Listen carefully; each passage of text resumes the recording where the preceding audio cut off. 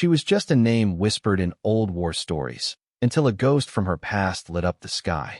When Captain Elena, Iron Velvet, Ward takes her jet beyond restricted airspace, she triggers a chain of events the military can't control and the future can't ignore. What she finds at 40,000 feet isn't just a threat, it's a mirror. Welcome to my channel. They always say the sky remembers. I didn't believe that until the day I climbed to 30,000 feet in my old jet and heard my past echo back at me through the static of military comms. Name's Elena, Iron Velvet, Ward, 41 years old, former combat pilot, and, if some are to be believed, a ghost story whispered in certain corners of the Air Force. These days I fly solo over the deserts of New Mexico, out past the radar fields and into places where the sky doesn't ask questions. That afternoon, I was piloting my restored Aero 39 Albatros, a Czech-built beauty I'd poured half a decade into. Matte gray with burgundy trim, no decals, no vanity paint job, just raw power and hard-won precision. I'd had her since the day I left the service. Rebuilt her bolt by bolt in a dusty hangar near Taos, like she was the only part of the world that still made sense. I wasn't on some joyride. This flight, this height, it was therapy. Meditation at Mach 0.7, the whine of the turbine, the subtle thrum of hydraulics, the gentle shudder in the stick. These were sounds of home, of control, of calm. I switched off the old swing-era jazz I usually flew with. Just me now and the engine. The clouds looked like frozen waves in a white ocean. I was cruising eastbound, just above the Sandia Mountains, following the approved corridor filed hours earlier. Nothing fancy, nothing rogue. Then the radar chirped. Bright red blink. Left corner of the scope. Unmistakable. I frowned and leaned forward, tapping the glass. Couldn't be, I muttered. I'd double-checked my plan, followed the corridor, clear through Sandia to Clovis. But there it was. A conflict alert. The GPS showed me brushing restricted airspace near Site Blackstar, a no-name patch of land nobody talked about, but every real pilot knew was hot. Classified operations, test flights, dark technology. The kind of place that didn't exist until you accidentally flew over it. I didn't panic. I didn't need to. My altimeter was clean. Airspeed stable. The jet was tight, trim balanced. But the air had changed. And so had the sky. Unregistered jet at 30,000 feet. Came a voice through emergency frequency. Male. Young. Arrogant. Well, looks like another wannabe hero. Prepare to redirect. I grinned without smiling. Here we go. Within seconds, 3 new blips bloomed on my screen. Fast movers. Supersonic. A triple spike of digital heat slicing toward me from the northwest. I didn't need to see them to know what they were. F-22 Raptors. They materialized out of cloud cover like predators out of fog. Sleek. Deadly. Worth more than my hometown's annual budget. The lead aircraft slipped in off my left wing, textbook intercept posture. He wanted to make sure I knew he could drop me before I blinked. Unregistered civilian aircraft. The radio buzzed again. This is Phoenix Flight of the United States Air Force. You are in restricted airspace. Comply immediately. I could practically feel the pilot's smirk behind his helmet. Some hotshot fresh out of advanced training, probably still riding high from his graduation ceremony. I'd met 100 like him. Hell, I used to be one. And I knew exactly how to play this. I didn't answer. Just adjusted trim slightly, nudging my bird a hair upward. Not enough to provoke. Just enough to let them know I wasn't scared. Another voice chimed in over the channel, less serious, more snide. What's this? Somebody's grandma playing Top Gun? I let out a soft exhale. The kind that comes with old disappointment. They didn't know who I was. They didn't recognize the aircraft. The silhouette might have looked outdated to them. But they didn't see the reinforced wing spars, the custom avionics tucked in under analog switches. They didn't see the shadow of who flew her. They didn't see Iron Velvet. 10 years ago, that name was spoken with reverence in forward operating bases across 2 continents. I led a classified air support mission in Kandahar that had no official record but lived in every pilot's cautionary tale. Outnumbered and pinned, our squadron faced total wipeout. The command grid failed. Satellites went dark. Comms were down. I was the only one who got airborne, and I brought the squad home. But these boys, they weren't even shaving when that happened. All they saw now was a single L-39 drifting over their protected skies. A blip, An inconvenience. Another voice, sharper now. You have 10 seconds to comply, or we will escort you down the hard way. I keyed the mic cool. Calm. No apology. No hesitation. Phoenix Flight. This is Captain Elena Ward. Call sign Iron Velvet. Dead silence. I mean radio silence. The kind that makes your ears ring because your brain isn't sure what to do with the quiet. Then I heard it. That tiny hesitation. That intake of breath through a pilot's oxygen mask. Wait, did she say Iron Velvet? The lead pilot, Phoenix 1, stammered on his private comm. I could hear the static of disbelief crackle behind the words. No way. That's not possible. Another voice. Isn't she the one from Operation Echo Lance? The ghost pilot? The one who? I didn't wait for them to finish. I toggled the channel one last time. Phoenix Flight, I said, leveling out at 32,000 feet. My flight plan was clean when I filed. If your maps are out of date, that's not my problem. But I'm not deviating unless ordered by someone with a higher rank than mine. And that was the thing. They probably couldn't find one. Not out here. Not today. The F-22s flanked me like sentries now. No threats, no commands. Just the kind of hovering presence you get when someone realizes they're standing in the middle of a story they've only ever heard whispered. I eased off the throttle just slightly, letting my Albatros coast in level flight. I could almost feel the turbulence ripple between our canopies. The lead jet, Phoenix 1, held tight formation, but his posture had shifted. I could tell. Less predator, more protector? Maybe just confused. Phoenix lead, this is command. Came a new voice over their internal frequency. I recognized that clipped, flat tone in an instant. Higher brass. Confirmed the civilian aircraft's identity. Did she say Iron Velvet? Affirmative, sir. Phoenix 1 replied, voice tight, all the swagger gone. She just said it outright. Elena Ward. Another beat of silence. Disengage all lock-ons, the voice said. I repeat, stand down, fall into escort formation. The targeting brackets disappeared from their HUDs. I could imagine the rapid blinks in their cockpits. The sudden absence of that soft beeping sound pilots learned to tune out. That sound was gone, and that silence? It meant something was happening above their pay grade. I didn't say anything, just kept flying. I saw the Raptors peel back ever so slightly, their formation spacing increasing. Respectful distance now, not just a visual readjustment. It was a gesture. Pilots don't say sorry out loud, not unless they've truly wrecked something. But spacing tells a story. Then one of them switched to private comms. Voice shaky, but genuine. Ma'am, this is Phoenix 2. Lieutenant Harper. Just wanted to say, you're kind of a legend where I come from. I gave the sky the smallest of smirks. You don't say. Yeah, our instructor at Langley talked about you. Used to say, technology flies the plane.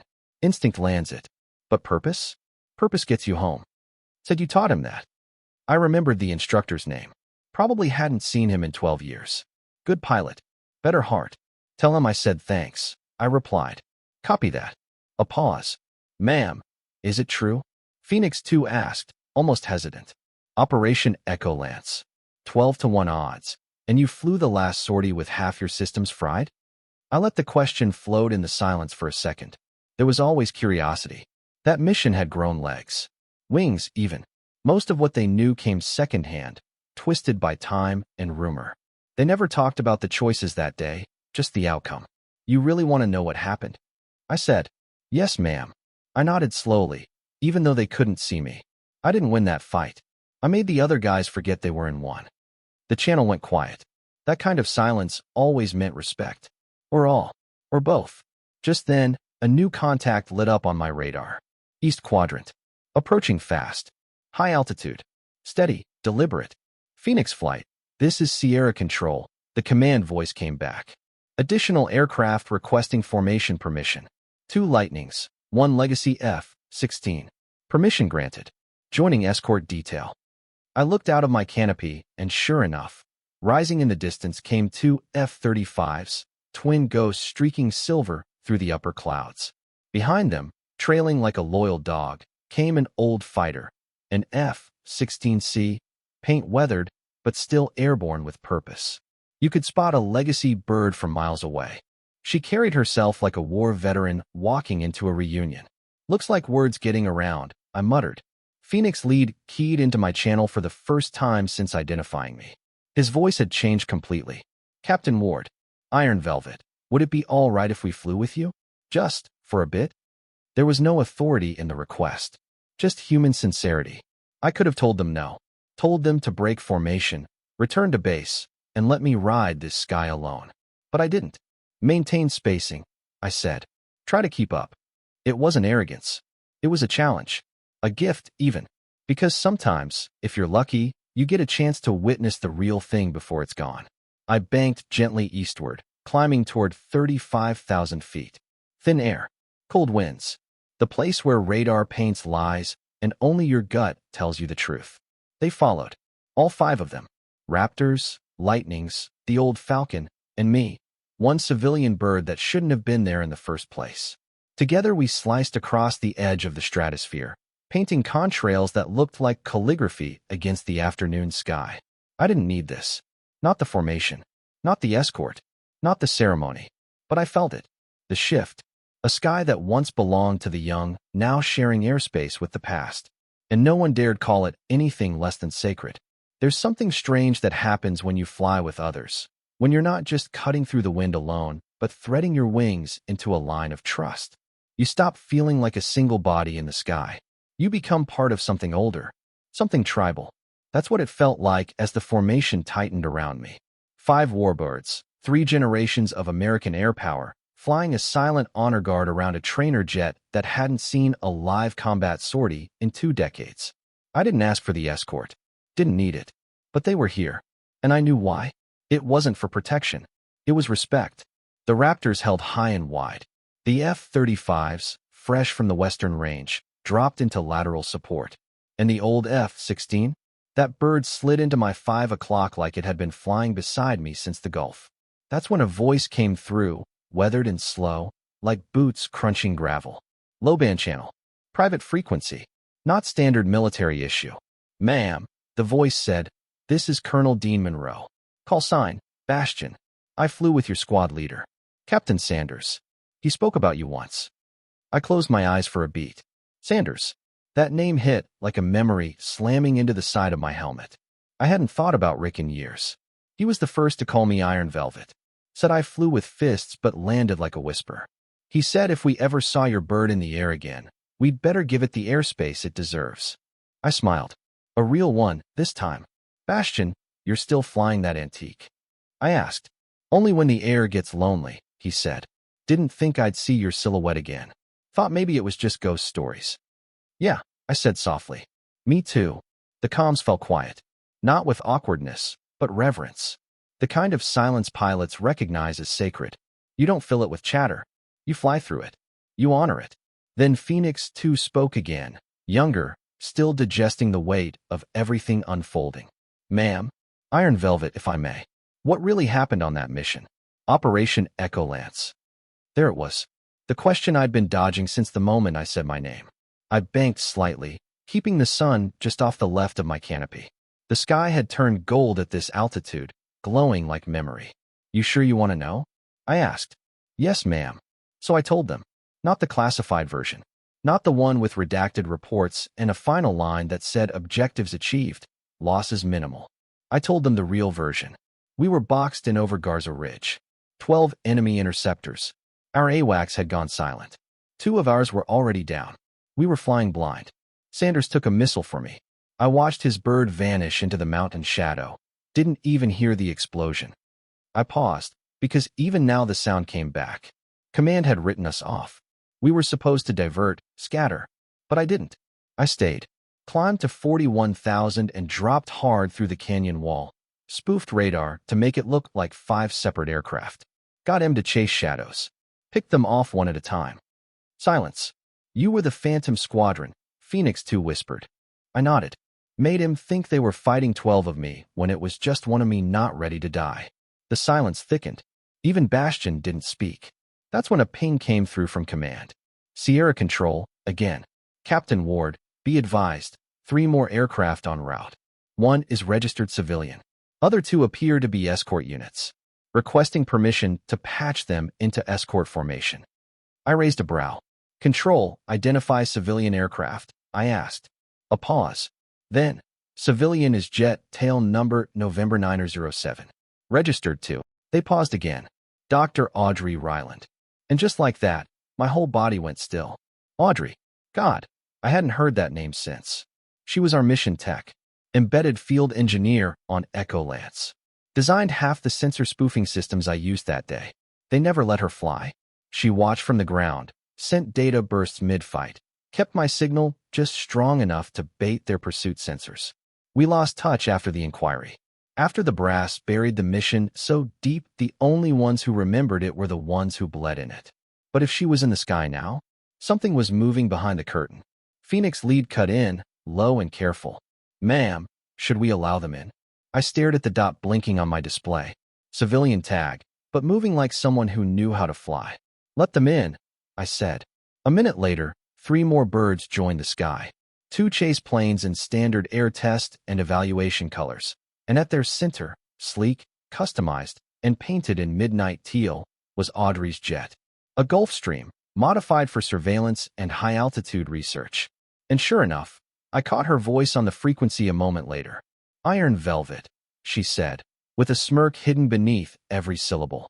Heard you stirred up the sky. Could say the same, AUD. I'm just following the ghosts. I watched as her plane eased into a formation that wasn't official, wasn't scheduled, but sure as hell was real. And there we were. 9 aircraft across 3 generations, military and civilian, legacy and future, all flying together in quiet homage to a name spoken once over a radio frequency. They didn't salute my jet. They saluted what it stood for. By the time we reached the eastern edge of the control zone, we looked less like an escort and more like a legend unfolding across the clouds. 9 aircraft, 9 stories, and none of us saying what we were all thinking. Something was waking up out here. Audrey's voice came through again, calm and clinical. That was always her way, emotion tucked behind a wall of analysis, unless you knew her well enough to hear the quiver in her breath when she cared too much. I tapped into the relay tower near Tucumcari. Whatever glitch flagged your flight plan. It wasn't a glitch. I adjusted my heading 5 degrees south. Talk to me. There's a new zone overlay, less than a week old. It's not just classified, it's ghost tagged. Meaning, someone didn't want it to show up on normal FAA charts. I frowned. Military. No, deeper. Black contract. No branch listed. But I tracked the encryption pattern. A pause. Then her voice dropped. It's Echo Division. My blood went cold. Echo Division hadn't been spoken of in a decade. They were the ones who ran the real wars. The unacknowledged ones. Drone swarms tested before doctrine caught up. Anti-satellite systems launched from hangars nobody admitted existed. Even during Operation Echo Lance, we weren't supposed to say the name. I heard Phoenix lead exhale into his calm. I thought Echo Division was mothballed, he said. I shook my head, even though none of them could see. You don't mothball the kind of war they fight. You just move it further underground. And if Echo Division was drawing new lines in the sky, it meant something big was coming. Audrey's voice was steady now. They're testing something. In that new restricted block. Something big enough to jam your instruments. Big enough that they flagged you the moment you were within 50 miles. They just didn't expect me to be the one flying the unregistered civilian aircraft. I muttered. Exactly. Bastion cut in. Velvet, do you think they'll engage? I mean, if they see you're sniffing too close? They won't shoot at me. I paused. But they'll want to know what I know. That's when Control came through again. Captain Ward, Sierra Control requests your presence at Outpost Meridian for debriefing. Coordinates transmitting now. You are to land immediately. All escort aircraft are to break formation. Phoenix lead responded first. Control, this is Phoenix flight. Negative on break. We are maintaining visual. Negative, Phoenix. That's a direct. Audrey cut in. Override protocol humming through her civilian frequency. Control, this is Ryland. Civilian aircraft N907 has eyes on this intercept. If you push this, I'll push the FAA. We all know I have the ears to do it. Silence. Then, stand by. I leaned back in the seat and let the turbine hum settle into my spine. That's the thing about quiet in the cockpit. It teaches you to listen with more than ears. And right then, I heard something that hadn't hit me in years. Fear. Not mine. Theirs. They weren't in control of this narrative anymore. Not since the second I'd said my name over their precious frequency. And they knew it. Finally, control came back. Captain Ward, you are cleared to land at Outpost Meridian under escort. Your flight group may maintain visual spacing. Ground team is awaiting arrival. Phoenix 1 said nothing. Neither did Bastion. But they all stayed with me. We banked slowly as a unit, descending toward a speck of concrete tucked between mesas and low hills. Outpost Meridian wasn't on any chart, and that was the point. Just 2 runways, a comms tower, and the kind of fencing that said, "Don't ask questions." My Albatros touched down with a familiar whisper of tires on tarmac. Behind me, the escort birds circled, maintaining distance like loyal sentinels. Even Audrey's Gulfstream floated past in lazy arcs, orbiting like a watchful eye. I taxied to the far end of the runway, where a blacked-out SUV waited beside 2 figures in gray flight suits and mirrored sunglasses. I cut the engine. The silence was jarring after hours of turbine hum. I sat in it for a moment, let it settle. Then I climbed out of the cockpit. Boots hit the concrete. Back straight, eyes forward. As I approached, one of the men stepped forward and extended a hand I didn't take. "Captain Ward," he said. "Welcome back." "I wasn't aware I'd left," I replied. He smiled, but it didn't reach his eyes. "We have some questions."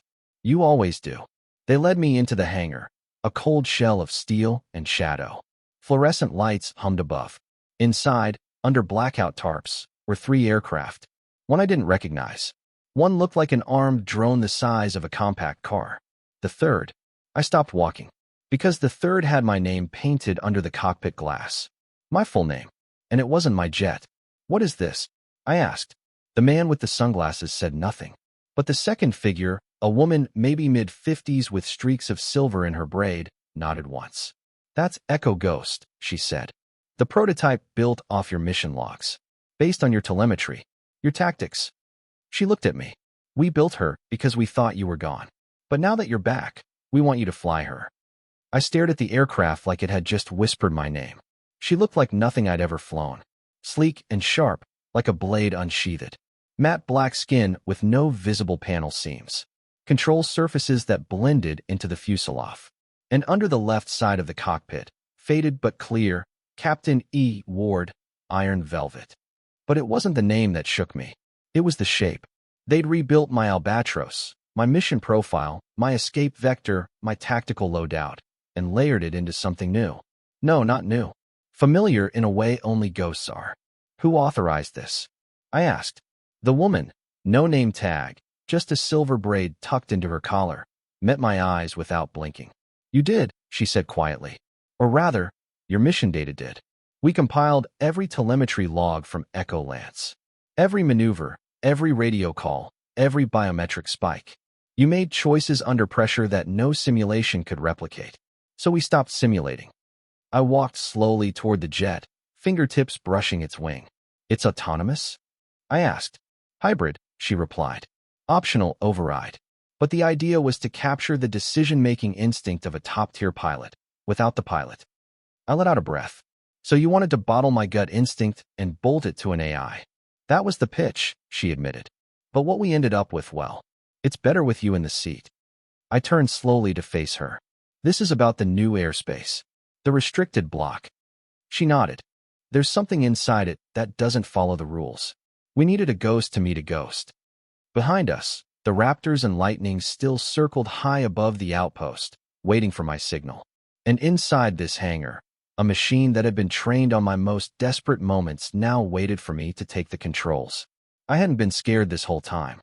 Not when the F-22s locked onto me. Not when they named Echo Division. Not even when Audrey showed up out of the blue with encrypted data and eyes full of warning. But now, looking into the face of a machine that knew how I thought, how I flew, how I'd nearly died. Yeah, now I was scared. They gave me a flight suit, unlabeled, but tailored, and a fresh helmet with my call sign etched along the back. Iron Velvet. No rank. No branch. Just that. The sky didn't care about branches anyway. It only respected purpose. I climbed the ladder. Slid into the cockpit. It molded around me like a memory. No start switch. Just contact sensors that lit up the second I wrapped my hands around the stick. HUD came alive in a soft glow. No color. just grayscale readouts on translucent glass. Pilot recognized. Manual override engaged. Welcome back, Captain.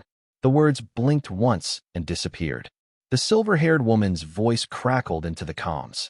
We've uploaded a safe corridor for your first test run, just a touch outside the black zone. If you feel comfortable, we'll move to recon on the next pass. Copy that, I said. Also, she added, Audrey said to tell you she'll be watching from the high bird. Of course she would. As I taxied to the edge of the runway, my HUD showed the circling escorts above, each tagged with call signs now. Phoenix 1, Bastion, Ryland. It felt like a reunion I didn't know I needed. Outpost Meridian, this is Iron Velvet, I said over local tower. You are cleared for takeoff. Godspeed, ma'am. I pushed the throttle forward. The jet leapt like it had been waiting for decades. By the time I hit 200 knots, my teeth rattled and the world blurred. She climbed like a dream, handled like intuition. I barely moved, and she responded. Every twitch of my wrist felt like a memory played in fast forward. Then, as we punched through a wispy bank of clouds at 34,000 feet, I saw it. On my radar. Faint. Flickering. But real. A contact inside the ghost zone. Moving irregularly. Not broadcasting any known IFF signal. And worse, it wasn't flying like anything I'd seen before. It was hovering. Shifting positions vertically. Holding altitude at non-standard intervals. No wings. No tail. Just a blur. A signature that didn't make sense. Then it pinged me. A radar echo shaped like an inverted triangle. Not mechanical. Almost like it was listening. The HUD blinked red. Unknown contact. High priority. Intercept or evade. And under that, a strange prompt appeared. What would Iron Velvet do? My breath caught. Because for the first time in years, the sky wasn't just watching. It was talking back. It held position like it didn't care about gravity. No turbulence. No drift. Just that eerie stillness, 40,000 feet above New Mexico, right where the laws of lift and thrust usually start to fall apart. And that radar ping, not aggressive, not a lock, but a kind of handshake. Like it was saying, I see you. I didn't respond. Not immediately. Instead, I let Echo Ghost float, barely touching the stick. I watched its new systems analyze the contact, tracking vector math, relative movement, predictive modeling. None of it made sense. Control, this is Iron Velvet, I said on the secure band. I have eyes on something in the restricted block. No identifiable airframe, non-standard movement. Radar profile, triangular, but fluctuating. You tracking this? Dead silence. Then a whisper of static. Say again, Velvet. You're seeing what? I repeated the description. This time the response was slower. We don't show anything at your location. I felt a chill drip down my spine. Not fear. Recognition. They couldn't see it. But I could. So could Echo Ghost.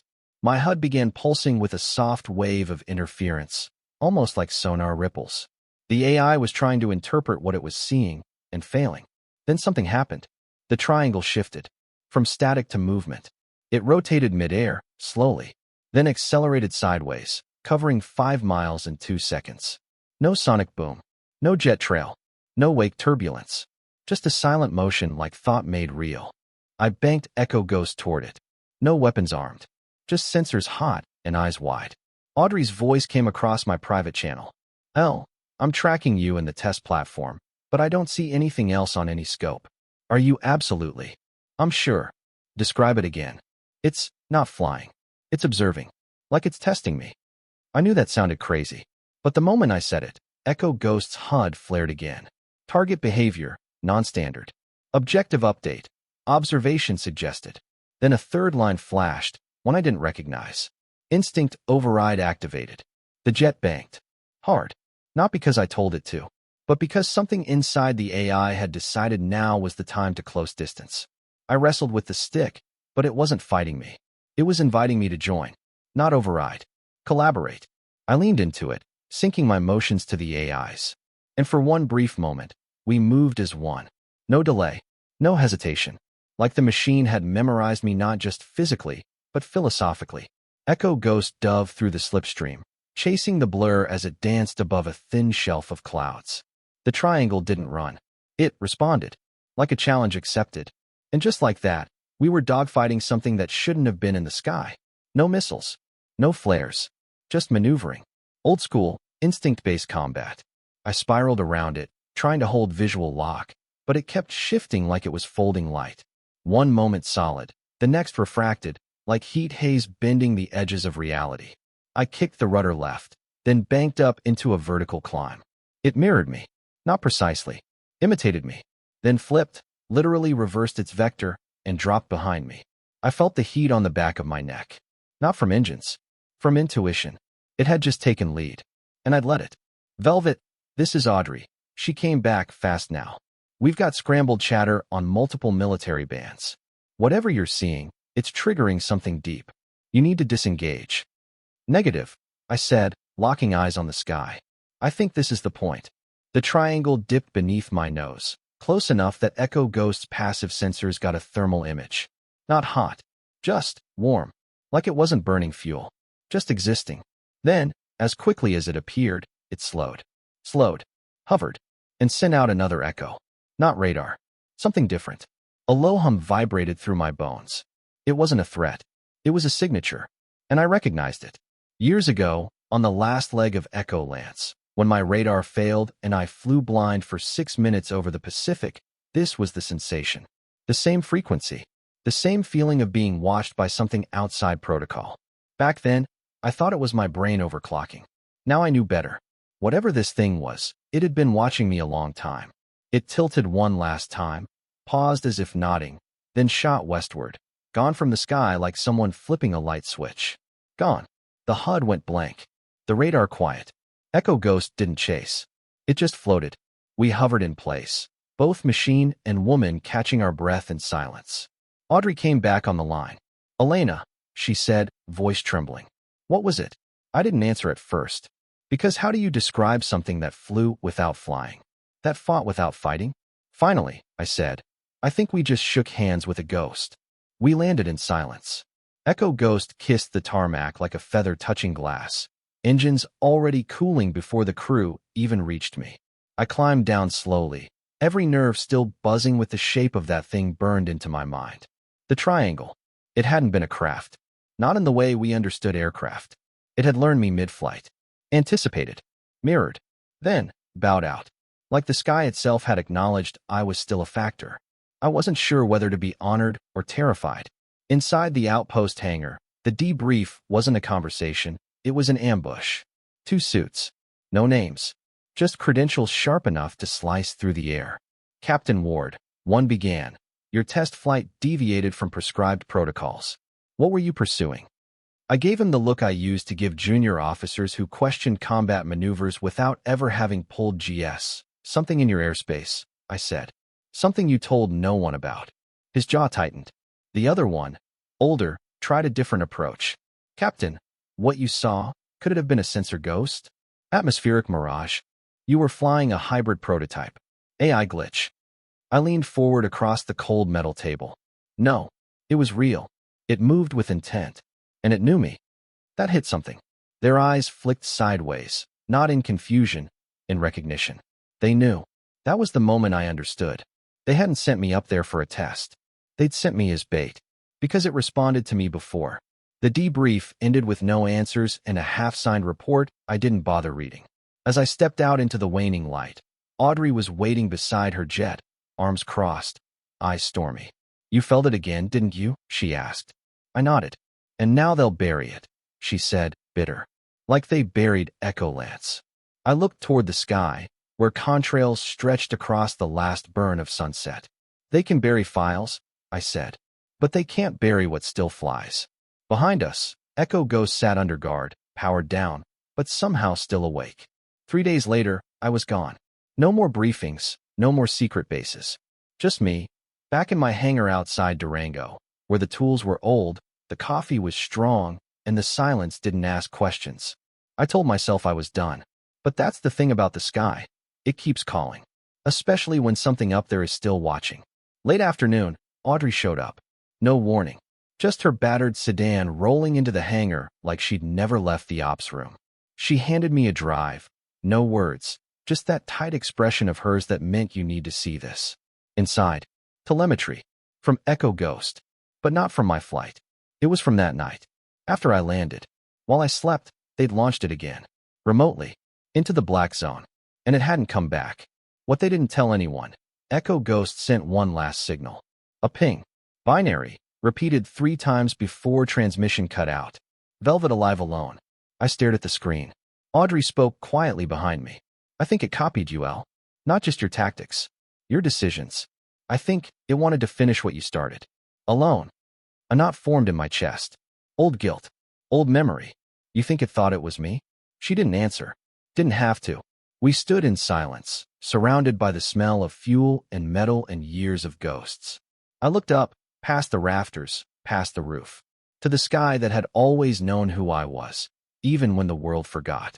It started with a whisper on an open civilian band. Just 3 words. Iron Velvet, respond. No call sign. No signature. Just static. Then that voice again, flat, synthetic, but hauntingly familiar. I froze in my hangar, halfway into a maintenance check on the L-39. Audrey, standing nearby, looked up from her tablet. You heard that too? I nodded slowly. We both knew what it meant. Echo Ghost was still out there. Somehow, somewhere, it had survived, and now it was reaching back. I didn't ask for permission. Didn't check the NOTAMs or call control. I fueled up, strapped in, and taxied to the edge of my private strip as the sun dropped behind the peaks. Over the comm, Phoenix One's voice came out of nowhere. We're 5 minutes out. Heard you might be taking off. I smiled. Can't keep anything from you boys. Not when the sky starts whispering your name, ma'am. They joined me mid-climb, sliding into escort formation without ceremony. Just loyalty. We flew east, toward the ghost zone. At 38,000 feet, I heard it again. Iron Velvet, follow. And then, on radar, a flicker. A shape forming out of impossible air. A blur that hovered like memory. Echo Ghost. But not alone. There were 2 signatures. One was hers. The other? Still a mystery. But I understood now. This wasn't about me finishing something. It was about me witnessing something being born. We matched altitude just shy of 40,000 feet. My albatross, old bones and raw instinct. Echo Ghost, the shape of my past turned future. And next to it, hovering silently, the unknown. Same inverted triangle. No sound. No jet wash. Just presence. Audrey was listening from ground support. Phoenix Flight holding formation behind me. Silent. Respectful. Nobody moved. Then, slowly, Echo Ghost drifted forward. Toward the triangle. And something impossible happened. The 2 aircraft, one built from my data, the other from who knew what corner of physics, began to align. No radio chatter. No threat postures. Just communion. As if the thing that had haunted our airspace was now recognizing a kindred logic. Maybe not friendship, but understanding. I watched, breath held, as Echo Ghost climbed one last time. The triangle moved with it, ascending, fading into the upper atmosphere, until both vanished into the dusk-colored edge of the sky. Gone. Just like that. No missiles. No orders. Just choice. When I landed back in Durango, Audrey met me with 2 words. They let it go. I nodded. They let her go. That night, I sat outside the hangar, boots on the gravel, stars burning above. The same sky that had tested me, humbled me, saved me. And I thought about what Morrison once asked me, about what made a call sign legendary. It isn't medals, or enemy kills, or perfect landings. It's who you are when no one's watching. It's what you choose when you have nothing left but instinct. It's what you leave behind that still knows how to fly. Somewhere out there, in that ghost zone between what we know and what we believe, something that once learned from me is still flying. Not as Iron Velvet, but because of her. And that's enough. The sky remembers. Always.